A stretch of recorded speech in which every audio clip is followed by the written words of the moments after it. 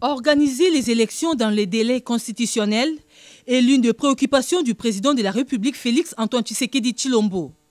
Le garant du bon fonctionnement des institutions a reçu ce mardi 22 février 2022 dans son bureau de travail de la Cité de l'Union africaine le membre du gouvernement conduit par le Premier ministre Sama Lukonde Kyenge, le membre de la Commission électorale nationale indépendante CENI, ainsi que le membre de l'Office national de l'identification de la population ONIP. 2 points ont fait l'objet des discussions au cours de cette réunion présidée par le chef de l'État Félix Tshisekedi. La mutualisation de l'information pour le gouvernement de la République sur l'organisation des échéances électorales en 2023, mais aussi l'accompagnement des partenaires pour le recensement de la population et l'organisation des élections. Les zones d'ombre sur la tenue des élections en 2023 sont levées, a laissé entendre le vice-premier ministre, ministre de l'Intérieur Daniel Asselo Akoy. Une très bonne réunion.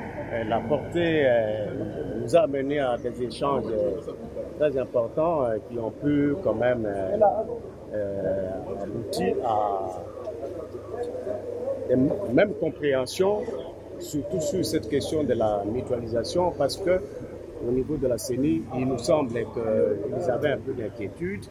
Bon, mais après ce débat ici, il semble que les obstacles sont levés et nous pouvons continuer à aller ensemble.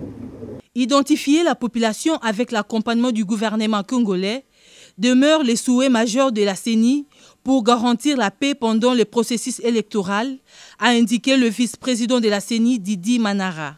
Le chef de l'État vient d'organiser une très bonne réunion et ça a été une de nos demandes au niveau de la CENI par rapport à cette question de mutualisation. Le gouvernement de la République voudrait avoir des données fiables sur le nombre des Congolais. Ce nombre-là qui sera base de données comme un dénominateur ce dénominateur-là qui va booster pratiquement tous les projets de développement au niveau du pays. Nous avons tiré des bonnes conclusions, comme quoi la CENI l'indépendance de la CENI sera garantie, son autonomie administrative et financière seront garanties, et nous allons cheminer ensemble, nous comme institution arbitre. La CENI a déjà commencé l'identification, c'est-à-dire par la cartographie. Je crois que maintenant, nos agents préposés pour cela sont en formation et nous allons déjà les léguer dans différents coins de la République.